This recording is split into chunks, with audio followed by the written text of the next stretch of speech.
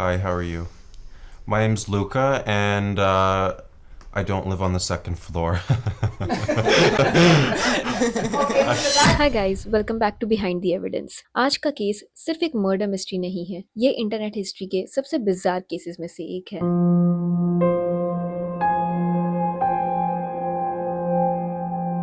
एक ऐसा केस जहां हजारों लोग फेसबुक यूज करते करते डिटेक्टिव्स बन गए, और बिलीव मी, अगर ये लोग इन्वेस्टिगेशन स्टार्ट नहीं करते तो स्टोरी काफी डिफरेंट होती। लेकिन उस इन्वेस्टिगेशन तक पहुंचने से पहले हमें ये समझना होगा कि ये सब शुरू कैसे हुआ, और उसके लिए we need to know about this one person जिसका सिर्फ एक ही ऑब्सेशन था, fame. Luka Magnotta. He was born on 24 July 1982 in Canada. बचपन में लूका एक नॉर्मल किड था। कोई फेमस फैमिली नहीं, कोई सेलिब्रिटी बैकग्राउंड नहीं, कुछ भी एक्स्ट्रा ऑर्डिनरी नहीं। और शायद वही चीज लूका को सबसे ज्यादा डिस्टर्ब करती थी।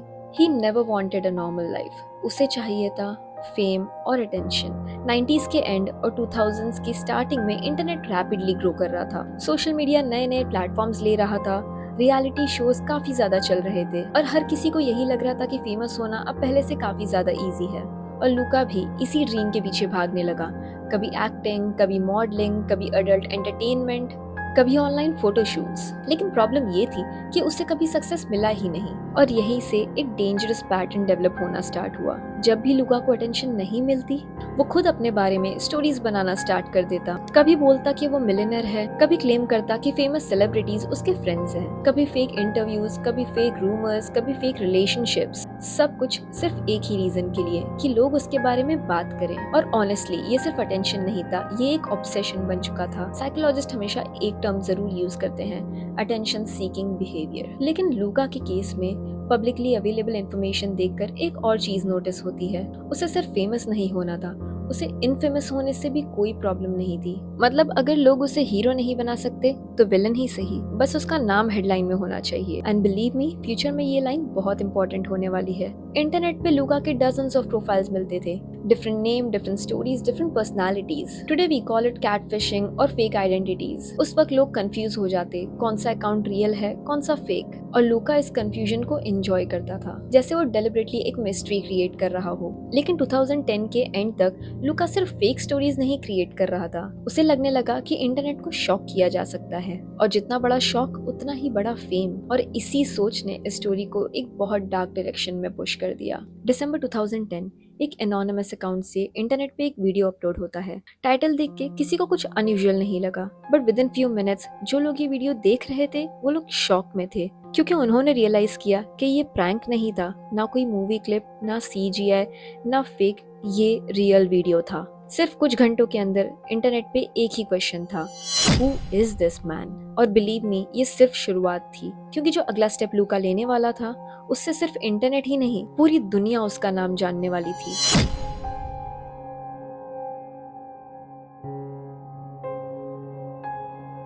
वीडियो का टाइटल था one boy two kittens. Honestly अगर आप सिर्फ वीडियो का टाइटल सुनोगे तो आपको लगेगा कि ये कोई क्यूट एनिमल वीडियो होगा, और शायद इसी वजह से बहुत लोगों ने बिना सोचे समझे ये वीडियो ओपन कर दिया। लेकिन सिर्फ कुछ सेकंड्स के अंदर उन्हें ये रियलाइज हुआ कि उन्होंने बहुत बड़ी मिस्टेक कर दी है। वीडियो में एक यंग मैन बेड पे बैठा हुआ था, और उसके पास दो छोटे छोटे किटन्स थे। स्टार्टिंग के कुछ सेकंड्स बिल्कुल नॉर्मल लगते थे, किटन्स उसके आसपास खेल रहे थे, एवरीथिंग लुक्स काम। लेकिन फिर ये वीडियो सडनली एक डिस्टर्बिंग टर्न लेता है। वो आदमी इंटेंशनली किटन्स को हर्ट करता है। I will skip the graphic details because it's too disturbing, और मेरा पर्पस है समझाना कि उस वीडियो का इम्पैक्ट क्या था। और अनफॉर्चुनेटली वीडियो के एंड तक both the kittens were dead. और बस यही मोमेंट था जहां इंटरनेट दो ग्रुप्स में डिवाइड हो गया। एक ग्रुप था जिन्होंने ये वीडियो रिपोर्ट किया और लाइफ में मूव ऑन कर गए, और दूसरा ग्रुप वो लोग थे जिन्होंने डिसाइड किया, नहीं, हम इस बंदे को जरूर ढूंढेंगे। और बिलीव मी, अगर ये सेकंड ग्रुप एग्जिस्ट नहीं करता तो हिस्ट्री कम्प्लीटली डिफरेंट होती। वो लोगों ने पुलिस को रिपोर्ट किया, एनिमल वेलफेयर को भी रिपोर्ट किया। लेकिन प्रॉब्लम ये थी, इंटरनेट पे अपलोड हुआ एक एनोनिमस वीडियो एक एनोनिमस अकाउंट से, और उसमें किसी का फेस भी प्रॉपर्ली विजिबल नहीं था, ना लोकेशन, ना नाम, ना कोई ऑब्वियस क्लू। ऐसा लग रहा था कि ये केस यहीं खत्म हो जाएगा। लेकिन इंटरनेट डिटेक्टिव्स ने एक छोटी सी डिटेल नोटिस की, एक डिटेल जो इवेंचुअली लूका तक पहुंचाने के लिए पहला स्टेप बनी। एंड बिलीव मी, जब आप सुनोगे कि उन लोगों ने सिर्फ एक वैक्यूम क्लीनर, एक सिगरेट के पैकेट और रूम के फर्नीचर से पूरा इन्वेस्टिगेशन स्टार्ट किया, तो आप भी सोचोगे ये लोग पुलिस से कम नहीं थे। अब तक सिचुएशन बहुत स्ट्रेंज थी। एक एनोनिमस वीडियो, एक एनोनिमस अकाउंट और कोई भी क्लियर सस्पेक्ट नहीं था। नॉर्मली ऐसी सिचुएशन में लोग बोलते हैं कि पुलिस देख लेगी, लेकिन इस केस में इंटरनेट ने वेट नहीं किया। फेसबुक पर एक ग्रुप बना, find the person who posted 1 boy 2 kittens video. Initially group में सिर्फ कुछ लोग थे, animal lovers, true crime lovers और कुछ लोग जिन्हें बस क्यूरियोसिटी थी। लेकिन धीरे धीरे ये ग्रुप थाउजेंड्स ऑफ मेंबर्स तक पहुंच गया और यही एंटर होती है एक वुमन जिसका नाम था डियाना थॉम्सन। इंटरनेट पे लोग उसे बॉडी मूवन के नाम से जानते थे। बॉडी कोई पुलिस ऑफिसर नहीं थी, ना डिटेक्टिव, ना फोरेंसिक एक्सपर्ट। वो लास वेगस के एक कसिनो में डेटा एनालिस्ट की जॉब करती थी, लेकिन उसके पास एक क्वालिटी थी जो इस इन्वेस्टिगेशन में सबसे इम्पोर्टेंट बन गई, पेशेंस। वो हर वीडियो को फ्रेम बाय फ्रेम देखने लगी, और सिर्फ वीडियो नहीं, बैकग्राउंड, कर्टन्स, लाइट्स, वॉल्स, हर छोटी से छोटी डिटेल। नॉर्मली अगर हम कोई वीडियो देखते हैं तो हम सब्जेक्ट को देखते हैं, लेकिन इंटरनेट डिटेक्टिव्स सब्जेक्ट को इग्नोर कर रहे थे। उनका फोकस था बैकग्राउंड। एक मेंबर ने बोला वैक्यूम क्लीनर देखो, दूसरे ने वॉल सॉकेट के डिजाइन को नोटिस किया, किसी ने कर्टन्स पे डिस्कशन स्टार्ट किया, किसी ने बेड स्प्रेड पे, किसी ने सिगरेट के पैकेट पे, और धीरे धीरे ये एक रैंडम बेडरूम क्राइम सीन बन गया। आप लोग सोच रहे होंगे, सीरियसली क्या एक वैक्यूम क्लीनर से कोई क्रिमिनल पकड़ा जा सकता है? और बिलीव मी, इन्वेस्टिगेशन में सबसे इम्पोर्टेंट क्लू सबसे ऑर्डिनरी ऑब्जेक्ट होता है। ये लोग इंटरनेट पे काफी टाइम स्पेंड करने लगे, different vacuum cleaner models compare करने लगे, किस कंट्री में मिलता है, किस ईयर में लॉन्च हुआ और कौन यूज करता है। ये उनका ऑब्सेशन नहीं था, ये इन्वेस्टिगेशन थी। इस ग्रुप में एक और नाम भी बहुत इंपॉर्टेंट था, जॉन ग्रीन। वो भी कोई प्रोफेशनल डिटेक्टिव नहीं था, लेकिन बॉडी और जॉन ने मिलकर एक ऑनलाइन इन्वेस्टिगेशन स्टार्ट किया। एक क्लू मिलता, सब डिस्कस करते, रिजेक्ट करते और क्रॉस चेक करते, एग्जैक्टली वैसे जैसे एक इन्वेस्टिगेशन टीम करती है। और मुझे पर्सनली ये केस का सबसे इंस्पायरिंग पार्ट लगता है, क्योंकि किसी ने उन्हें हायर नहीं किया था, ना कोई सैलरी, ना कोई रिवॉर्ड, बस एक ही गोल, ये इंसान दोबारा किसी को हर्ट ना करे। लेकिन इन्वेस्टिगेशन जितनी आगे बढ़ रही थी, उतना ही लुका भी इस गेम को एंजॉय कर रहा था। पब्लिक रिपोर्ट्स के मुताबिक फेक अकाउंट से मैसेजेस आने लगे, कभी एनोनिमस टिप्स, कभी मिसलीडिंग इन्फॉर्मेशन, कभी ऐसे कमेंट्स जो इन्वेस्टिगेटर्स को कंफ्यूज कर दें, जैसे कोई उनके साथ चेस खेल रहा हो। और ऑनेस्टली मुझे लगता है कि लुका को ये इन्वेस्टिगेशन रुकनी नहीं थी, उसे अटेंशन मिल रही थी और अटेंशन ही उसका फ्यूल था। एक दिन ग्रुप को एक एनोनिमस मैसेज मिला और मैसेज में लिखा था कि तुम लोग जिस बंदे को ढूंढ रहे हो उसका नाम लुका मैग्नोटा है। ऑब्वियसली इंटरनेट पे एक एनोनिमस मैसेज को ब्लाइंडली बिल्कुल भी बिलीव नहीं किया जा सकता। तो ग्रुप ने वेरीफाई करना स्टार्ट किया, लुका की ऑनलाइन प्रोफाइल्स देखे, फोटोज देखे, ओल्ड वीडियोस, इंटरव्यूज देखे, डिफरेंट यूजर नेम्स देखे, और धीरे धीरे एक पैटर्न सामने आने लगा। Same face, same obsession, same need for attention. लेकिन अभी भी सॉलिड प्रूफ नहीं था। इन्वेस्टिगेशन स्लोली आगे बढ़ रही थी। फेसबुक ग्रुप के members almost every day new clues discuss कर रहे थे, लेकिन लुका सिर्फ देख नहीं रहा था। ऐसा लग रहा था कि उसे पता है कि लोग उसके पीछे लगे हुए हैं, और शायद उसे ये अटेंशन पसंद आ रही थी। उसके बाद इंटरनेट पे एक और वीडियो अपलोड होता है। इस बार भी उसके विक्टिम्स एनिमल्स ही थे, लेकिन जो चीज इन्वेस्टिगेटर्स को सबसे ज्यादा डिस्टर्ब कर रही थी वो वायलेंस नहीं था, वो था एक पैटर्न। हर न्यू वीडियो के साथ लुका और भी ज्यादा कॉन्फिडेंट लग रहा था, जैसे वो देखना चाहता हो कि लोग उसके नेक्स्ट मूव का वेट कर रहे हैं या नहीं। और यही फेसबुक ग्रुप के कुछ मेंबर्स ने एक प्रेडिक्शन की।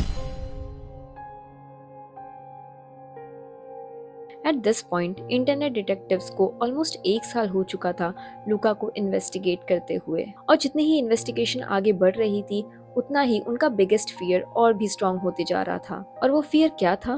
Simple, one day a human being will become his next victim. और अनफॉर्चुनेटली वो लोग गलत नहीं थे, because Luka was not stopping, he was escalating again and again and again. और ऑनेस्टली गाइज, मुझे इस केस में ये एक चीज पर्सनली बहुत ज्यादा डिस्टर्बिंग लगती है। लुका सिर्फ क्राइम नहीं कमिट कर रहा था, he was performing them, almost like वो दुनिया के लिए एक शो क्रिएट कर रहा था। और ऑडियंस कौन थी? हम, इंटरनेट, थाउजेंड्स ऑफ स्ट्रेंजर्स। और बिलीव मी, ये बात आपको पूरी डॉक्यूमेंट्री में बार बार रियलाइज होने वाली है, बिकॉज लुका को सिर्फ अटेंशन नहीं चाहिए था, ही वांटेड एन ऑडियंस। इस बीच इन्वेस्टिगेटर्स को लुका का एक और वीडियो मिलता है, और इस बार भी विक्टिम एक एनिमल ही था। और इस बार लुका ने इंटेंशनली इन्वेस्टिगेटर्स के लिए क्लू छोड़ना कंटिन्यू रखा। पब्लिक रिपोर्ट्स के अकॉर्डिंग वो फेक अकाउंट से इन्वेस्टिगेटर्स को मैसेज भी भेजता था। कभी फेक लोकेशंस, कभी फेक नेम्स और कभी वो डायरेक्टली उनसे कम्युनिकेट भी करता था। जैसे ये पूरी इन्वेस्टिगेशन उसके लिए एक गेम बन चुकी थी। Imagine this, thousands of people उसे ढूंढ रहे थे और वो बस बैठ के उनका रिएक्शन एंजॉय कर रहा था। ऑनेस्टली जब मैंने ये पार्ट रिसर्च किया, मुझे रियलाइज हुआ कि इन्वेस्टिगेटर्स सिर्फ लूका को इन्वेस्टिगेट नहीं कर रहे थे, लूका भी साइमल्टेनियसली उन्हें स्टडी कर रहा था। It was becoming a game of cat and mouse. और ऑनेस्टली गाइस, अगर मुझे इस पूरे केस में एक विलन चूज करना हो तो वो सिर्फ लूका नहीं है, इट्स अटेंशन।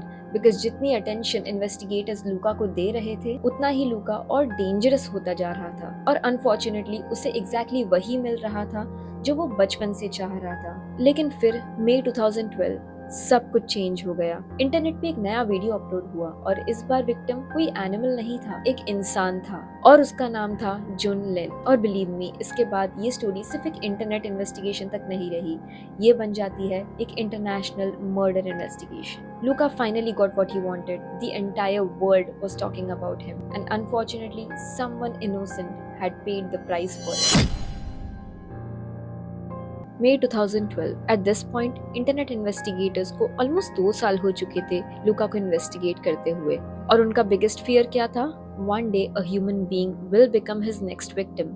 और वो दिन आ चुका था। लेकिन इस स्टोरी का सबसे हार्ट ब्रेकिंग पार्ट ये है कि जिस इंसान की लाइफ इस केस की वजह से चेंज होने वाली थी, उसका लूका से कोई कनेक्शन ही नहीं था। वो कोई सेलिब्रिटी नहीं था, कोई क्रिमिनल नहीं था, किसी कंट्रोवर्सी का पार्ट भी नहीं था। He was simply living his life. Jun Lin China से कनाडा आया एज एन इंटरनेशनल स्टूडेंट। वो मॉन्ट्रियल के एक यूनिवर्सिटी में पढ़ रहा था। उसके फ्रेंड्स उसे एक्सट्रीमली काइंड, सॉफ्ट स्पोकन और हार्ड वर्किंग डिस्क्राइब करते हैं। वो अपना करियर बनाना चाहता था, वो अपने ड्रीम्स परस्यू कर रहा था, और अनफॉर्चुनेटली उसे बिल्कुल आइडिया नहीं था कि वो एक ऐसे इंसान से मिलने वाला है जिसके बारे में इंटरनेट कम्युनिटी पिछले 2 साल से वार्न कर रही थी। मई 2012 में जुन लिन लूका मैग्नोटा से मिलता है। पब्लिकली अवेलेबल रिपोर्ट्स के अकॉर्डिंग जुन लिन मॉन्ट्रियल में लूका से मिलने गया था और उसके बाद वो कभी वापस नहीं आया। इनिशियली लोगों को कुछ अनयूजुअल नहीं लगा, लेकिन सिर्फ कुछ दिनों बाद इंटरनेट पे एक नया वीडियो अपलोड होता है, और इस बार इस वीडियो में विक्टिम सिर्फ एक एनिमल नहीं था, उस एनिमल के साथ एक इंसान भी था, और वो इंसान था जुन लिन। वो अब तक का सबसे डिस्टर्बिंग वीडियो था। उस वीडियो में लूका ने इंटेंशनली जुन लिन को हर्ट किया। उसने पूरे वीडियो में मर्डर दिखाया है, और जुन लिन का मर्डर करने के बाद वो उसी वीडियो में एक पपी को भी मार देता है। और इसी मोमेंट पे इंटरनेट डिटेक्टिव्स को रियलाइज हुआ कि दे वर राइट। उन्होंने एग्जैक्टली जिस चीज का डर एक्सप्रेस किया था वो अब रियलिटी बन चुकी थी। एंड बिलीव मी, इस स्टोरी का सबसे शॉकिंग पार्ट अभी भी बाकी है, क्योंकि लूका क्राइम करके डिसअपियर नहीं हुआ। He wanted attention, remember? और उसे इस बार सिर्फ इंटरनेट की अटेंशन नहीं चाहिए थी, He wanted the entire world to notice him। और उसके बाद जो हुआ उसने सिर्फ कनाडा को नहीं बल्कि पूरी दुनिया को शॉक कर दिया। लूका ने जुन लिन के बॉडी पार्ट्स डिफरेंट लोकेशन पर मेल किए और ऑफिशियल इन्वेस्टिगेशन फाइनली स्टार्ट हुई, और लूका मैग्नोटा अब ऑफिशियली कनाडा का सबसे मोस्ट वांटेड क्रिमिनल बन चुका था। लेकिन प्रॉब्लम ये थी कि लूका was already gone. And at this point, Luca wasn't just Canada's most wanted criminal anymore. He was now one of the most wanted men in the world. Police investigations officially start हो चुकी थी। Media outlets continuously उसके बारे में report कर रहे थे, और जो नाम लूका पूरी दुनिया में फेमस कराना चाहता था, आज वही नाम पूरी दुनिया में हेडलाइंस में था। Ironically, he finally got what he always wanted. Fame. Crime के बाद लूका कनाडा छोड़ के यूरोप भाग चुका था। पब्लिकली रिपोर्टेड टाइमलाइन के अकॉर्डिंग वो पहले फ्रांस गया और फिर जर्मनी पहुंच गया। इस बीच कैनेडियन अथॉरिटीज, इंटरपोल और मल्टीपल इंटरनेशनल एजेंसीज उसके सर्च में लग चुकी थी। और मुझे इस स्टोरी की एक बात बहुत आयरॉनिक लगती है। रिमेंबर 2 साल पहले सिर्फ फेसबुक ग्रुप के कुछ मेंबर्स लूका को ढूंढ रहे थे, और आज the entire world was looking for him. वो अटेंशन जो लूका बचपन से चाहता था वो आज उसे मिल चुकी थी। 4 जून 2012, बर्लिन, जर्मनी, एक इंटरनेट कैफे। लूका उस इंटरनेट कैफे में बैठकर अपने ही बारे में एक आर्टिकल रीड कर रहा था। Yes, you heard it right. He was reading news about himself. Public reports के अकॉर्डिंग वो इंटरनेट कैफे में बैठा हुआ था और उसने इंटरपोल की मोस्ट वांटेड लिस्ट में अपना नाम देखा। Imagine the irony, पूरी दुनिया उसे ढूंढ रही है और वो अपने ही बारे में गूगल कर रहा है। लेकिन इस बार वो बच नहीं पाया। इंटरनेट कैफे के ओनर ने लूका को आइडेंटिफाई कर लिया, and shortly afterwards German police ने लूका को अरेस्ट कर लिया। और एग्जैक्टली 2 साल बाद इंटरनेट डिटेक्टिव्स की इन्वेस्टिगेशन फाइनली खत्म हुई। इंटरनेट डिटेक्टिव्स ने एग्जैक्टली वही प्रेडिक्ट किया था जिसका उन्हें डर था, और अनफॉर्चुनेटली वो प्रेडिक्शन सच निकली।